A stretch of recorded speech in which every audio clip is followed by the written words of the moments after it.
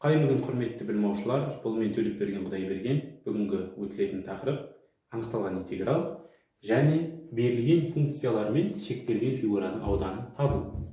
Бұны енді кей есептер шығарғанда, кей жаңағы ақпараттарда қисық сызықты трапецияның ауданы деген тақырыпқа да сай келеді. Анықталған интеграл ол анықталмаған интегралдан интегралдау ережелері бойынша ешқандай айырмашылық жоқ. Барлығы интегралданып шыққаннан кейінгі дүние. Бұл анықталмаған интегралды алдыңғы жолы мен айтқан болатын. Енді бұл жерде А-дан В-ға дейін деген бір шектер қоятын болсақ, онда бұл шектерді интегралдан шыққаннан кейін f(x) деген алғашқы функцияға оң жағына тік жолақ қойып, бірінші жоғарғы шегі алынған екінші төменгі шегін қоямыз. Яғни міне мынау анықталған интегралдың шығарудың формуласы. Бұл формуланы Ньютон Лейбниц деген ғалымдардың атымен атаймыз. Және бұл интегралдауда нәтижесінде тең болады, қандай да бір тұрақты мәнге ие болады. Енді интегралдау ережелері ол барлығы анықталған интегралмен бірдей. Олай болатын болса анықталмаған интегралмен бірдей. Олай болатын болса анықталған интегралға мысалда шығарайық.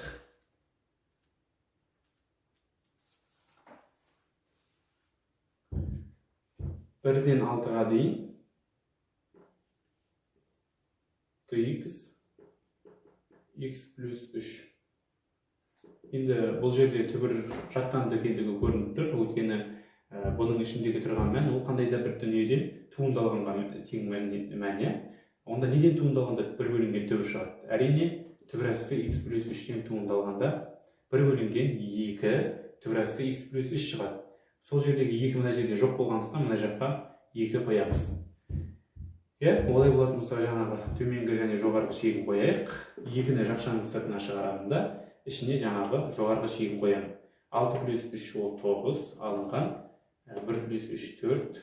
Интегралдың ішінен 9-дан 3 4-тен 2 шығатындығын білеміз. Сонда 3 алынған 2 1 болады да 2 мінекей шығады. Төменгі және жоғарғы және төменгі шектерін ретімен осылай қою керек. Екінші мысал.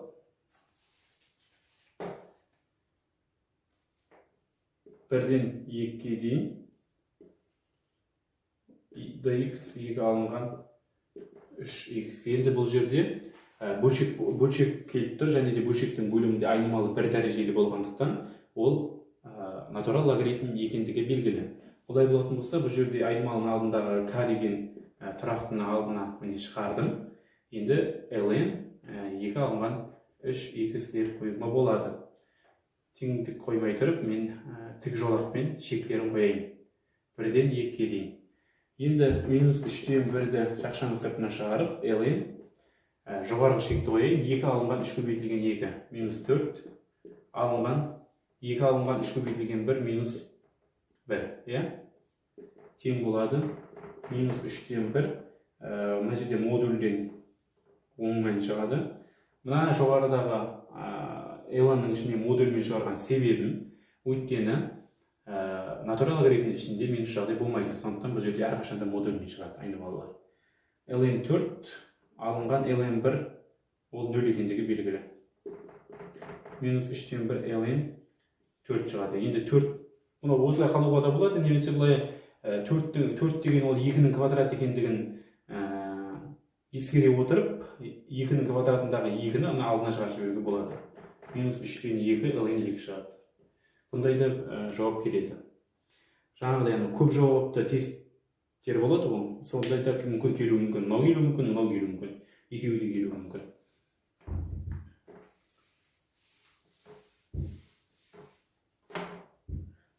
Енді анықталған интегралға тағы да есептер қарайық.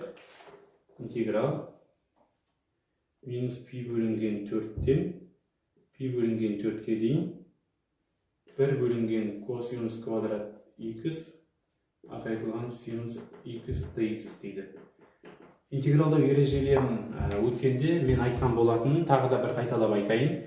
Бұл екі функцияның арасында амал плюс және минус жағдай болғанда, олар жеке-жеке интегралданады деген болатын. Олай болатын болса, жеке-жеке интегралдайтын болсам, 1 бөлінген косинус квадрат ол жаттанды тангенс x болады. Азайтылған мынадан синус x-тен ол минус косинус x шығады да, мына алды плюс болып кетеді. Минус пи бөлінген 4 және пи бөлінген 4. Енді мен бірінші жоғарғы шегін қояйын. Пи бөлінген 4-ті қоятын болсам, тангенс пи бөлінген 4-те 1-ге тең, косинус пи бөлінген 4-те төбірасы 2 бөлінген 2-ге тең. Ал төменгі шегін қоятын болсам, минус пи бөлінген 4-ті қоятын болсам, минус алдына шығады да, тангенс пи бөлінген 4-те 1 болады, минус 1 болады. Косинус минус пи бөлінген 4-те косинус шық функция екені белгілі, бұдан минус шықпайды, сонда косинус пи бөлінген 4-те төбірасы 2 бөлінген 2 шығады. Енді жақшаны ашып амалды орындайтын болсақ, мына жердегі 1 ол плюс шығады да 2 болып қалады. Мына төбірасы 2 бөлінген 2-лер жойылатындығы көрініп тұр. Яғни бұның жауабы 2 болады. Яғни интегралдау жолдарын білетін болсақ, анықталған интегралды табу қиындық тудырмайды. Барлығын міне бірінші жоғарғы, екінші төменгі шекті қойып, амалдарды ретімен орындап отырсақ жеткілікті. Ал енді бұл жерде анықталған интегралмен шығарылатын бізде мынадай тақырып бар. Берілген функциялар мен шектелген фигураның ауданын табу деген. Бұл тақырыпта қиындық тудырады не қиындық тудырады жалпы? Шектерін қою, интегралдың шектерін қою, және де интегралдың ішіндегі мәнді анықтау. Енді біз оны мысалдармен келтірейік. Мысалдармен келтірмей тұрып, бірінші мен сіздерге жалпылама формуласын айта кетейін. Жалпы интегралдың ішінде кіші, яғни солдан оңға қарай жылжытқанда кіші мәнінен, x-ің кіші мәнінен x-ің үлкен мәніне қарай шекті ретімен қойылады. Және де интегралдың ішінде тұрған дүние берілген функциялармен шектелген жердің жоғары жағында тұрған функциядан, яғни жоғары жағында тұрған функциядан төменгі жағында тұрған функцияны азайтып, мынадай анықталған интеграл құрамыз. Енді бұл жерде бұл y1, y2-лер ол берілгенде беріледі, бірақ берілгеніне қарап, оның y1 не y2 екендігін ретімен алуға болмайды. Оны графиктен қарап алу керек. Ол қалай? Мен нақты айтатын боламын сіздерге мысалдар арқылы. Бірінші мысал. Y тең болады x квадрат, y тең болады 2x. Яғни менің жаңа ғана айтып кеткен y1, y2-імді есептің берілгеніне қарап, мынау y1, мынау y2 деп алуға болмайды. Оны графиктен нақты көріп алып, көз жеткізіп барып алу керек. Өйткені мынау y1, мынау y2 болып кетуі мүмкін. Енді y тең x квадрат ол парабола екендігі белгілі. Мінекей, y мына жерінде параболаны.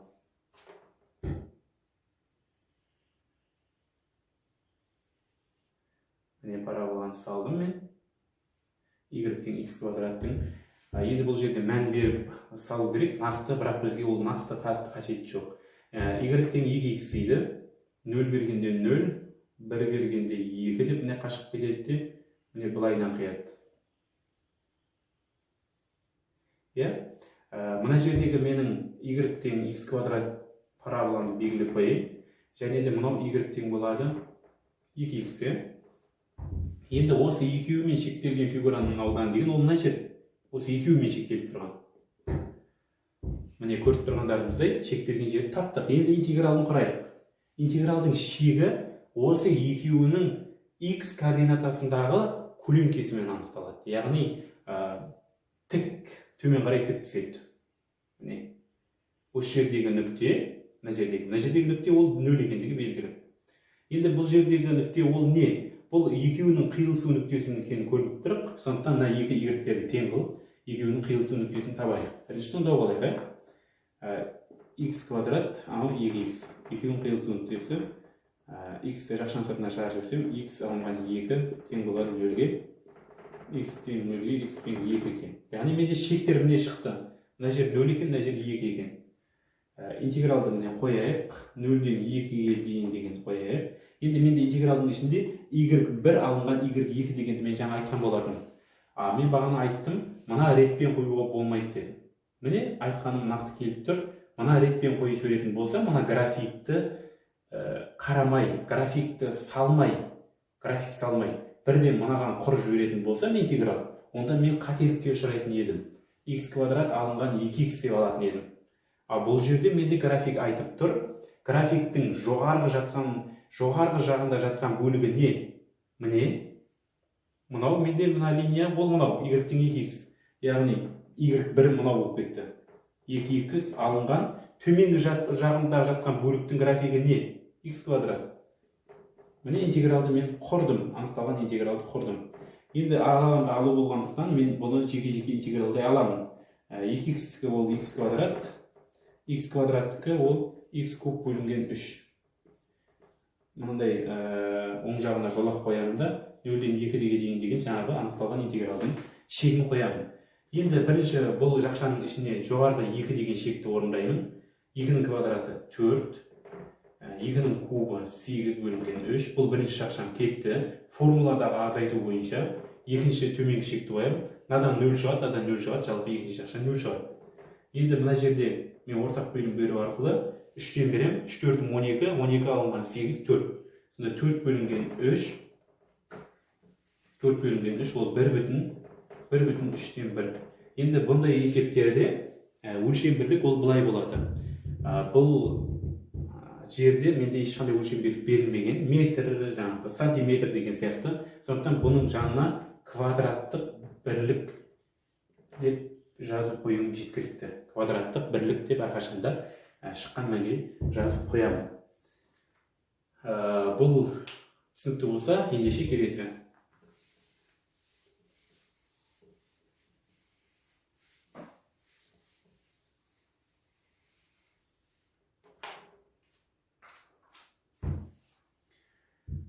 Екінші есеп. Y тең болады x пен, y тең болады 1 бөлінген x пен, y тең болады 0 мен, x тең болады e мен шектелген, яғни фигураның ауданын табыңыз дейді. Мен бірінші міне графигін көрейін. Бірінші қай y жатыр, екінші қай y жатыр. Ең алдымен y тең x дейді. Осылай қақ жаратындығы белгілі, y тең x-ның. Одан кейін 1 бөлінген x деген бұл бөлшек сызықты функцияның графигі гипербола, ол бірінші, үшінші ширектен шығады. Бірінші ширек міне былайынан кетеді, үшінші ширектегі де міне былайынан кетеді. Енді одан кейін y тең 0 дейді. Y тең 0 деген ол білесіздер, мына x координатасының бойы. Y тең 0. Мына x координатасының бойы. Енді мен мына жағым ашық әлі. Үш жақтан шектелдім. Мына жер, мына жер, мына жер. Әлі мына жақтан қай жерден? E дейді. X тең E. Енді E-нің мәні ол жуық шамамен 2,71. Олай болатын болса, мен 2 деген жер жоға мен осы жер деп аламын да E деп қоямын осы жерді. Нақты мәні жоқ, E деп қоямын. Осы E-ден қиям тағы да былай. Яғни менде x тең E. Енді осы төртеуімен шектелген жер менде қай жер? Не мына жер? Осы жер. Енді мен бұл жердің ауданын табу үшін интеграл құруым керек. Интеграл. Енді интегралдың төменгі және жоғарғы шектері қандай болады екен? Көпшілігі осы жерден міне қате кетеді. Осы жерден қате кетеді. Қалай қате кетеді? Осы жерден 0-ден 2-ге дейін деп шек алады да, ішіне мынадан мынаны азайтып қояды. Яғни x-тен 1 бөлінген x азайтып қояды. Бұл жерде екі интеграл қолданылады. Неге? Мен бұл қандай жағдайда екенін нақты осы жерде айта кетейінші. Біздің беріліп тұрған 0 мен e-нің аралығында бір ғана функция жатқан жоқ. Бағанағыдай жаңа алдыңғы неде есепте бізде былай жатты. Былай жатты, сосын квадраттық былай жатты. 0 мен осы жерде шек 2 болды ма? 0 мен 2-нің аралығында не? 0 мен 2-нің аралығында. Жоғар жағында бірыңғай мына y тең x жатты, ода төмен жағында бірыңғай x квадрат жатты. Осының аралығы болды. Енді бізде 0 мен e-нің аралығында жоғар жағында бірыңғай y тең x жатыр деп айта аламыз ба? Жоқ, өйткені жоғар жағында мынауда жатыр ғой, міне шектелген жері. Сондықтан біз бұндай жерді бөлеміз былайынан.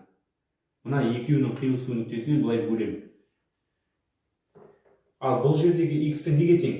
Бұл мына екеуінің бір-бірінің y-тері тең деген мағына. Бір-бірінің y-тері тең.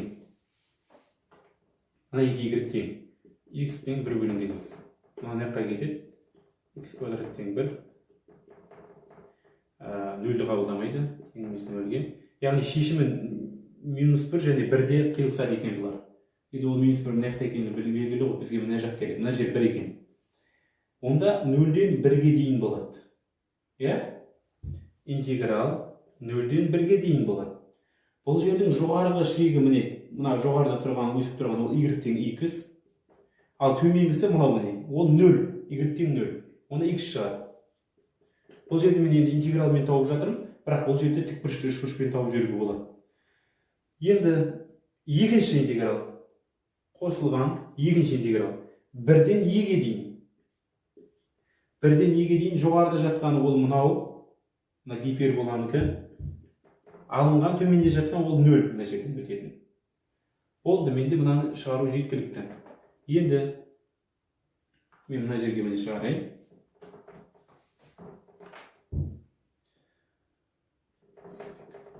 Так, тең болады. Мына интегралды мен 1-ден шығарып жіберетін болсам, x квадрат бөлінген 2 шығады. Шектер 0-ден 1-ге дейін. Шектер 0-ден 1-ге дейін қосылған анадан ln x шығады. Оныкі 1-ден e-ге дейін. Енді бірінші жоғарғы шекті қойайын. 1-дің квадраты 1 бөлінген 2, 2-ден 1, 0-ді қойғанда 0. Қосылған мынаныкі ln e, бірінші жоғарғы шекті қойып жатырмын. Формула бойынша алынған ең төменгі шек ln 1. Яғни ln 1 деген ол 0-ге тең, ln e деген ол 1-ге тең. 2-ден 1 қосылған 1, 1 бүтін 2-ден 1 квадрат. Міне бұлай шығады екен. Яғни график қатты керек. Бірден графиксіз бай шығарып кетпеңіздер. Енді бұл графикті андай жағдайлар болады, тез шығару керек болатын жағдайлар болады. Сол кезде графиктің қажеті жоқ. Бұларды ойша білу жеткілікті. Яғни бірінші қай y жатыр, екінші қай y жатыр дегендей бұл. Үшінші y тең 9 алынған x квадрат, y тең x квадрат плюс 1 и x тең 0. Осы үшеуімен шектелген фигураның ауданын табылды. График керек міндетті түрде. Өйткені мен білмеймін. Мынау бірінші y па, мынау бірінші y па. 9 алынған x квадрат деген ол минус x квадрат дегеннің графигі ол былай түседі. Сол 9 клетке жоғары көтерілу керек дейді. Мына жер 9 дейтін болсақ, 9 клетке жоғары көтеріледі осы. Параллель көшіру деген тақырыптарда білеміз. Енді мына екі қиылысу жер ол 3-тен өтеді. Минус 3 және 3. Ал анау жерде x квадрат плюс 1 дейді. Бұл x квадраттың графигі 1 клетке жоғары көтеріледі. Мына жер 1 болатын болса,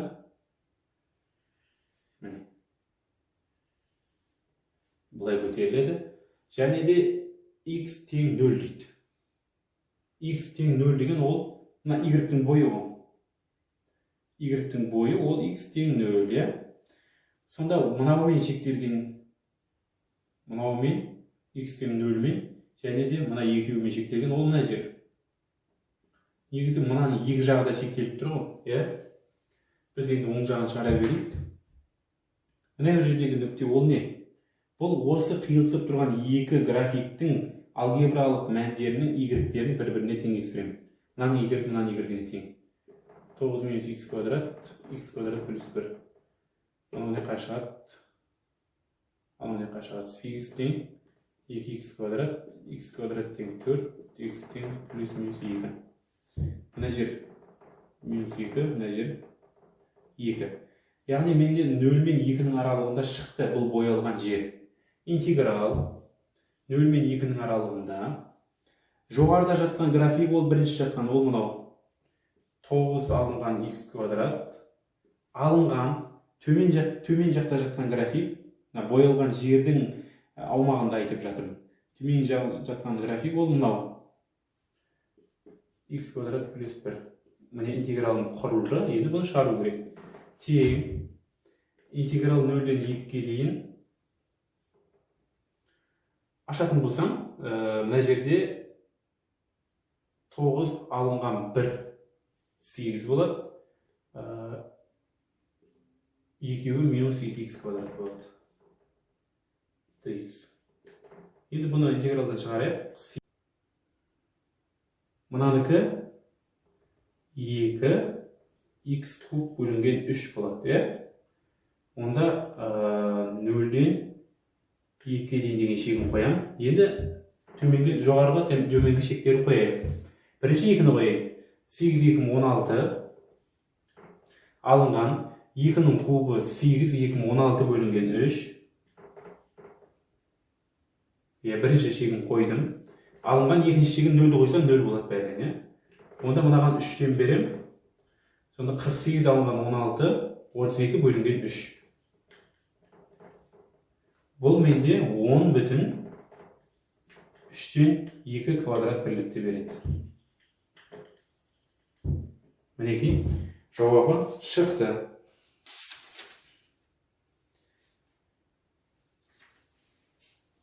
Яғни бұл түсінікті болса, 4-шіден есепке барайық.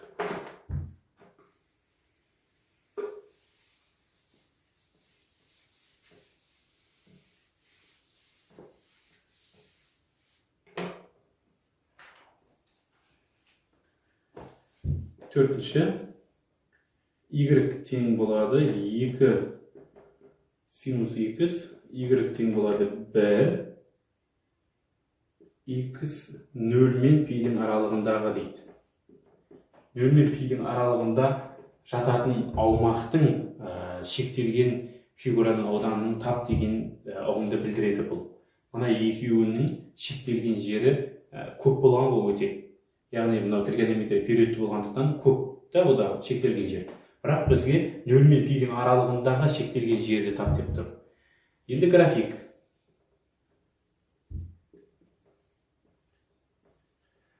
Синус x-тің графигі ол минус 1 мен 1-дің аралығында жататыны белгілі.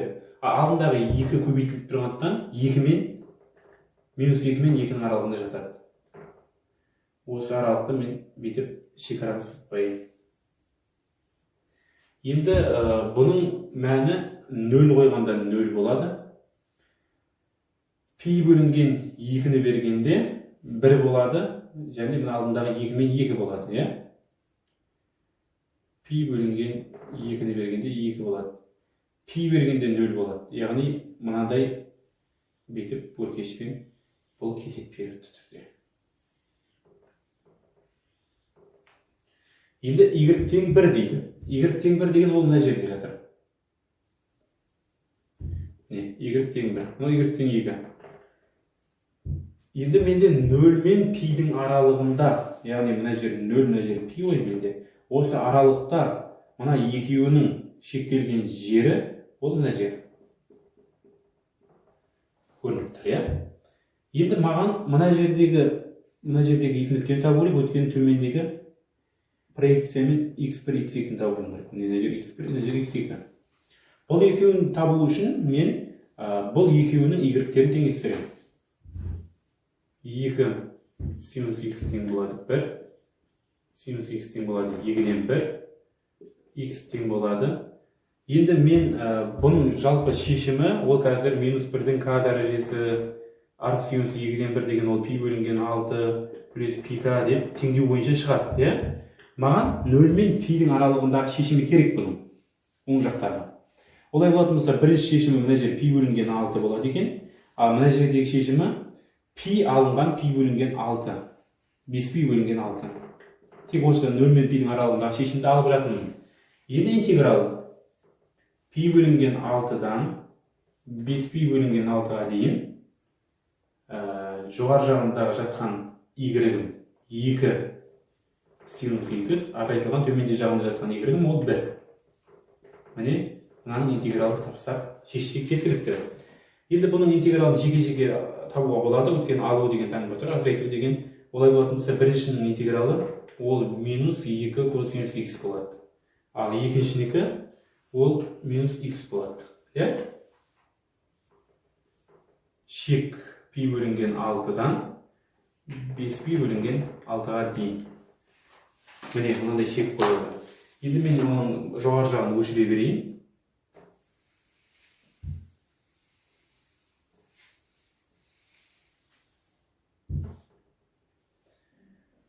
Енді бірінші жоғарғы шекті қояйын. Минус 2 косинус 5π бөлінген 6 алынған 5π бөлінген 6. Міне бірінші жақшаның ішінде жоғарғы шекті қойдым. Алынған төмен шекті қояйын. Минус 2 косинус π бөлінген 6 алынған π бөлінген 6 тең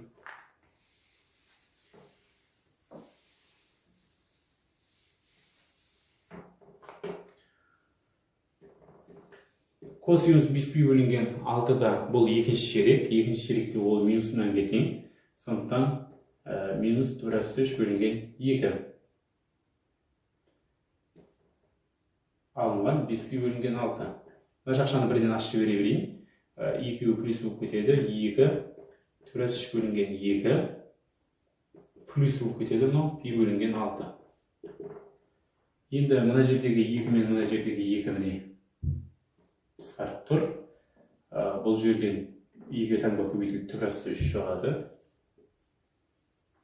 шығады. Алынған мына жердегі 5π бөлінген 6 мен π бөлінген 6 екеуін бір бөлшекке алатын болсақ, менде 4π бөлінген 6 шығады. Ол 2π бөлінген 3. Мына жердегі 2 мен 2 кетеді. Түбір 3. Сонда жауабы менде 2 түбірасты 3 азайтылған 2π бөлінген 3 квадрат бірлік шықты. Төртінші есептің жауабы 2 түбірасты 3 алынған 2π бөлінген 3. Келесі.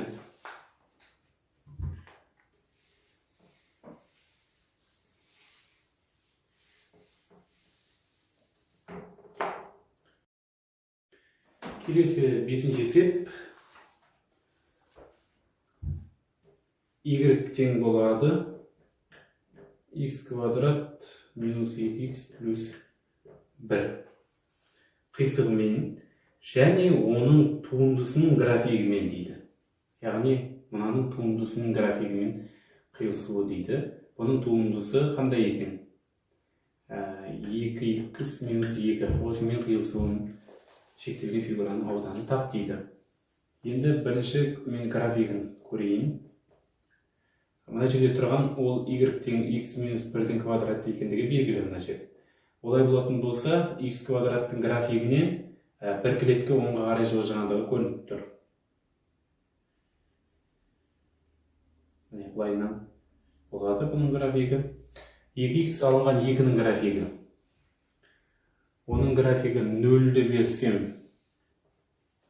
минус 2, 0-ді берсем y-дің минус 2. Минус 2. Бірді берсем 0 болады екен, Онда былайынан кетті. Міне былайынан кетті. Онда мына жерде қиылысу жаңағы шектелген фигураның ауданы осы жер болады екен. Енді маған мына жердегі нүкте керек төмен қарай. Бұл екеуінің теңестірілгендегі мәні. X квадрат минус 2x плюс 1 тең 2x минус 2. X квадрат мынаққа келеді 4x, мынаққа келеді плюс 3 тең 0-ге.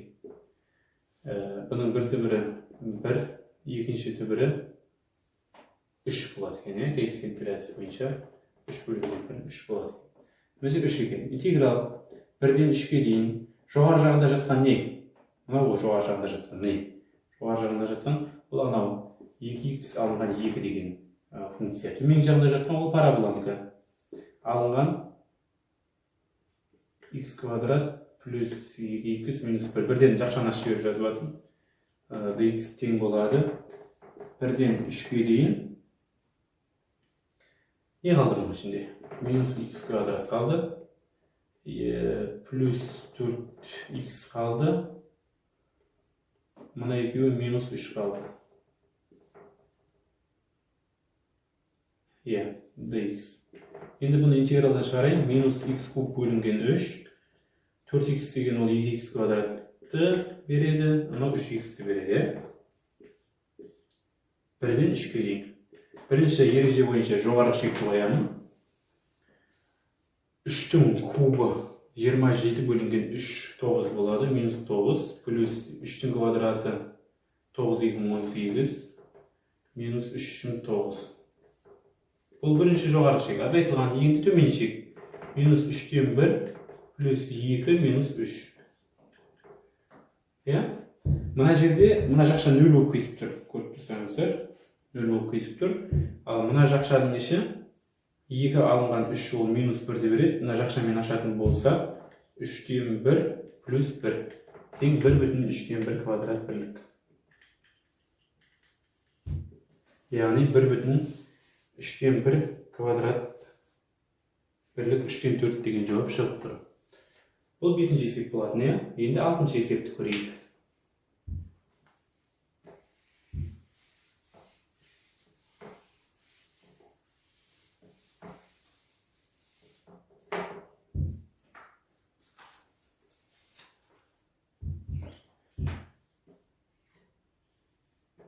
Y тең болады 3-тің x дәрежесі, y тең болады 9-ның x дәрежесі, x тең болады 1-мен шектелген фигураның ауданы дейді. Бұл жерден мен графиктен көрейін. Бірінші y қай y. 3-тің x дәрежесі ол міндетті түрде 1-ден өтеді. 1-ден өтеді.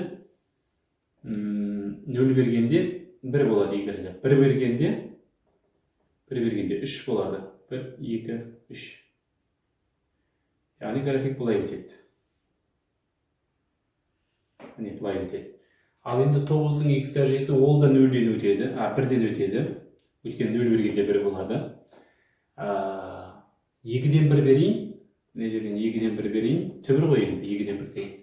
9-ның 2-ден 1 дәрежесі ол 3 болады. 9-ның 2-ден 1 дәрежесі 3 болады. Шул мына жерде міне.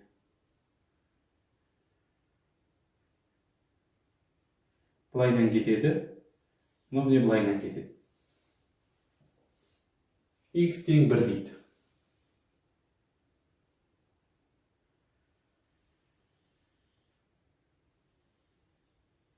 Мына енді мынақта қиылысады мынамен. Міне. Сонда үшеуімен шектелген жер ол мына жер болады. Осы жер болады. Интеграл.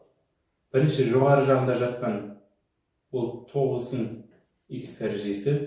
Төмен жағында жатқан 3-тің x дәрежесі. dx шегі 0-ден 1-ге дейін. Тең болады. 9-ның x дәрежесінен интеграл алғанда 9-ның x дәрежесі бөлінген ln 9 болады. Алынған 3-тің x дәрежесі бөлінген ln 3 болады. Интегралдың шегі 0-ден 1-ге дейін. Енді бірінші жоғары шекті қояйық. 1-ді қояйық. 9-ның 1 дәрежесі 9, алынған 3-тің 1 дәрежесі 3 болады. Сонда 9 бөлінген ln 9, алынған 3 бөлінген ln 3.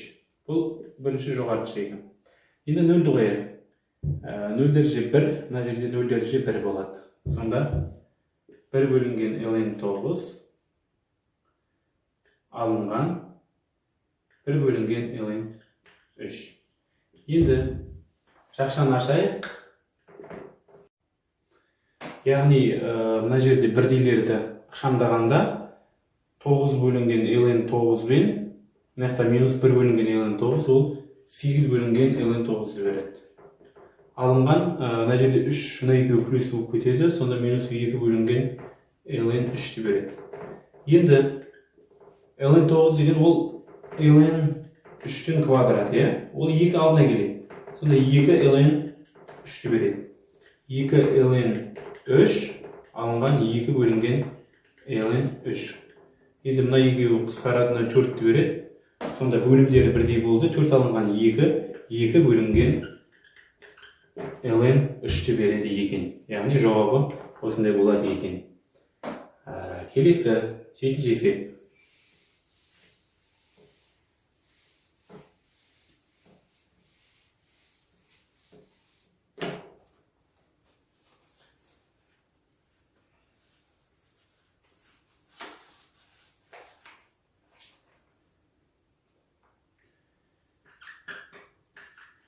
Y тең синус x, y тең косинус x, x тең 0, x тиісті 0 мен пи бөлінген 4 deyipti.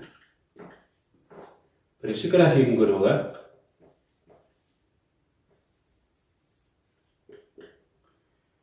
Графигін көріп алайық. Синус x-кі екеуінде де шекара минус 1 мен 1-дің аралығы. Пи бөлінген 2-де 1-ге тең, пи-ден 0-ге тең. Енді бізге 0 мен пи бөлінген 4-дің арасы дегендіктен шамалы масштабын үлкейтейік. Мына жерде пи бөлінген 4 қылайық, мына жерде пи бөлінген 2. Мына жерде 3 пи бөлінген 4 қылайық. Сөйтіп кете береді. Енді бірінші график менде синустың графигі пи бөлінген 2-де 1-ге тең. Пи-де 0-ге тең. Осылай кетеді.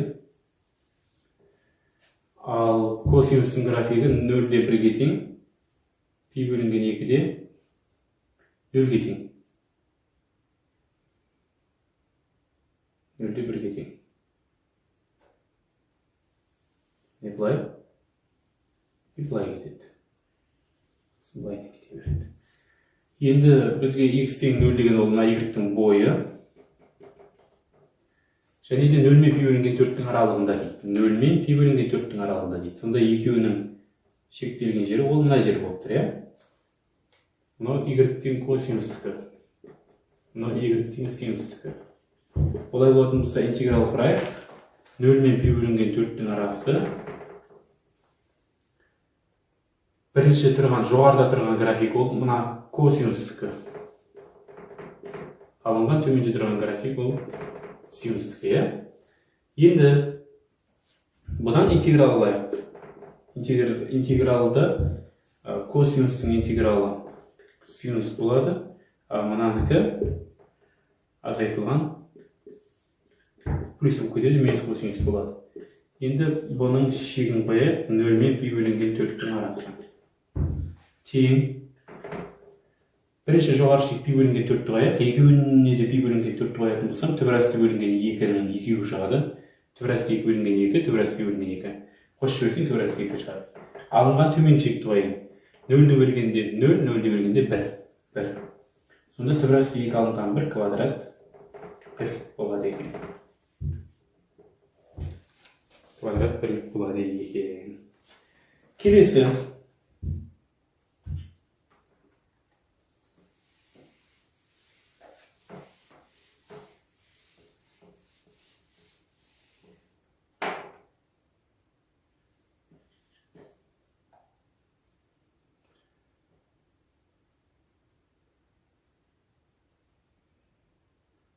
Y тең x квадрат минус 2x плюс 2 қисығымен және оған m3-те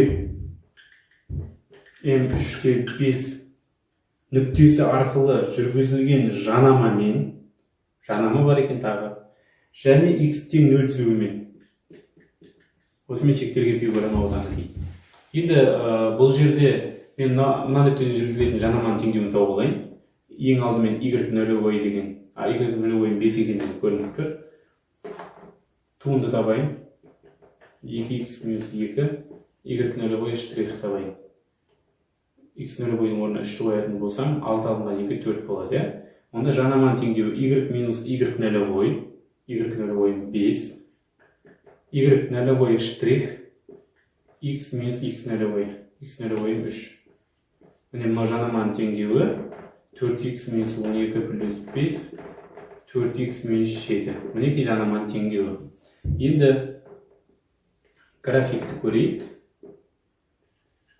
График қалай өтеді екен?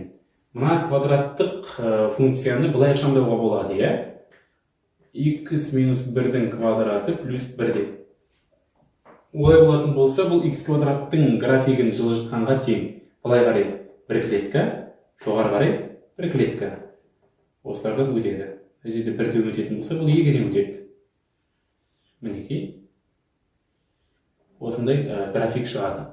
Ал екінші жанаманыкі 4х алынған 7. 0-ді бергенде 4 болады екен. Ол 0-ді бермей қойайын. 1-ді берейін. 1-ді бергенде 4-ке 1-ді көбейтім, алынған 7 минус 3. 1-ді бергенде минус 3. 1, 2, 3. 1-ді бергенде минус 3. Мінекей. 2-ні бергенде 1. 2-ні бергенде 1.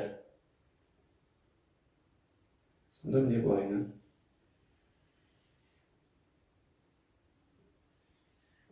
Бұлайынан жүреді. Және x тең 0.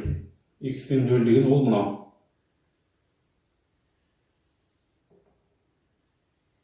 Енді мына жерден мынау мен мына екеуі мына қабар қиылысады оңға. Мынау өткен қисып бетіп бара жатыр. Мына екеуі сояқтан қиылысады. Сонда бізде мына жер болады екен, шектелген жер. Осылай қарай кете береді екен. Осының ауданы табу керек.